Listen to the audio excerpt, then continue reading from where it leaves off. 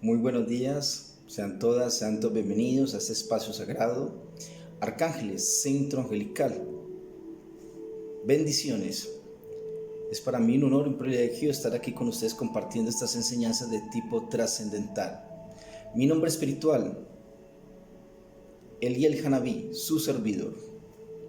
Hoy quiero compartirles sobre algo que viene sucediendo desde hace unos días, pero que no es realmente nuevo. El fenómeno como tal se ha manifestado durante muchísimo tiempo. Me refiero pues entonces a los cielomotos, título dado por la propia ciencia. Pues hacía muchísimo tiempo estábamos esperando que la misma ciencia se pronunciara sobre tal fenómeno para poder nosotros dar nuestra opinión, nuestra perspectiva, siempre también desde el punto de vista de la ciencia, pero en este caso a través de la ciencia espiritual, la tauteurgia, que tiene como base y como materia de estudio también la metafísica, es decir, el estudio de lo que está más allá de lo físico.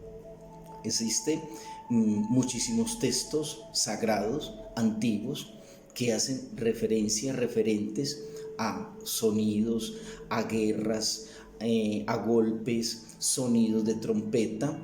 Entonces no es realmente nuevo el fenómeno como tal. Para nosotros, en nuestra época, pues lo es, ¿no es cierto? Debido a la mente escéptica, la mente incrédula, ¿no es cierto? Que únicamente aceptamos lo que percibimos a través de los sentidos. El Mahabharata y otros textos hindúes hablan de guerras épicas en el cielo, también las guerras del Olimpo, y dentro de nuestra cultura judeocristiana pues está también aquella famosa guerra de San Miguel Arcángel combatiendo en el cielo, ¿sí? Y en el Apocalipsis, en el libro de Revelaciones, se habla de que hubo un terremoto en el cielo. No ha habido un terremoto, ha habido muchísimos terremotos en el cielo, ¿sí?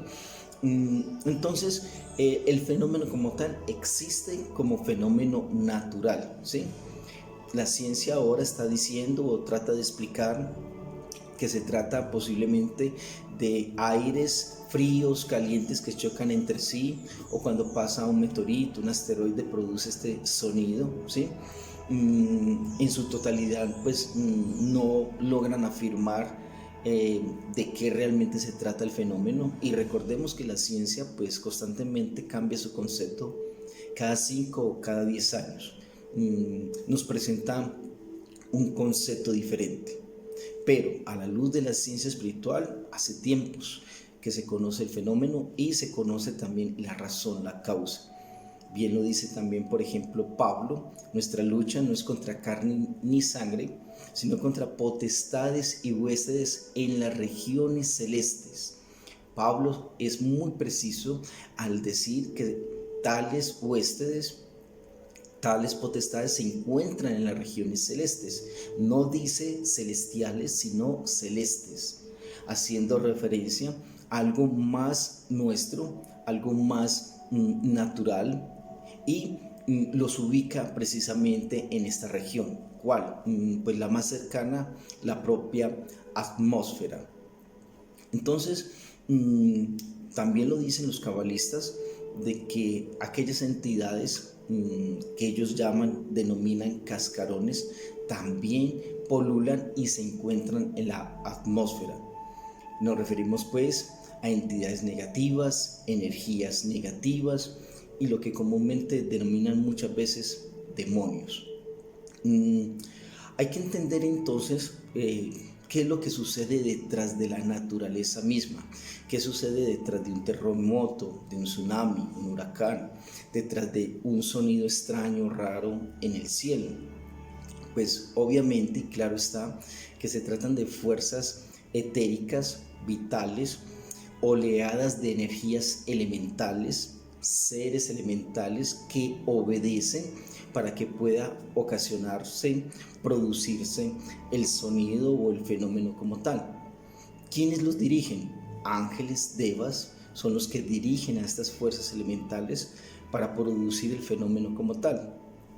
La naturaleza no podemos pensar o creer que simplemente actúa de manera mecánica, ¿sí? Hay una entidad inteligente que domina, maneja, controla el fenómeno natural, la fuerza de la naturaleza. Entonces esas fuerzas inteligentes son jerarquías, son seres espirituales, son llamados devas, son llamados ángeles, que dan sus órdenes a seres menores, que son los elementales, y producen el fenómeno, ¿sí? Pero también sucede, lamentablemente, que las fuerzas oscuras también envían órdenes a estos seres, porque estos seres son inocentes y no distinguen entre el bien y el mal, ellos simplemente obedecen. Entonces, en muchas ocasiones, los seres divinos, los seres sagrados, les impide a estas fuerzas oscuras realizar estos daños, ¿no es cierto? Y entonces surgen esos choques, lo que llamamos guerras, que en nuestros estudios también las llamamos guerra espiritual, guerras espirituales. Y qué tan interesante es también que ese fenómeno que se da en la naturaleza también se da en la naturaleza humana. Hay fuerzas que quieren intervenir en tu vida, fuerzas negativas, hostiles, perjudiciales en todas las formas y manifestaciones, y también intervienen fuerzas elevadas, trascendidas, superiores, divinas, sagradas, que intervienen con el propósito de impedirle a esas fuerzas que actúen de manera negativa en tu vida. Es decir, que la lucha del bien y del mal existe y ha existido, ese yin, ese yang, de la otra cultura, que es la oriental, la china, ¿no es cierto? Entonces el yin, el yang, siempre están ahí constantemente en movimiento. Las fuerzas del bien y del mal también entran en movimiento, y ese movimiento perpetuo, ¿sí?, es el que hace posible de que se dé origen a muchísimos fenómenos. La ciencia o la mente, la razón, la lógica, pues tiene a veces dificultades para explicar estos fenómenos, así que el fenómeno también hay que explicarlo desde el punto de vista espiritual, y explicarlo con algo que se llama la fe, ¿sí? Estudiamos el fenómeno natural, estudiamos el fenómeno metafísico. En ambas situaciones lo estudiamos a través de la fe.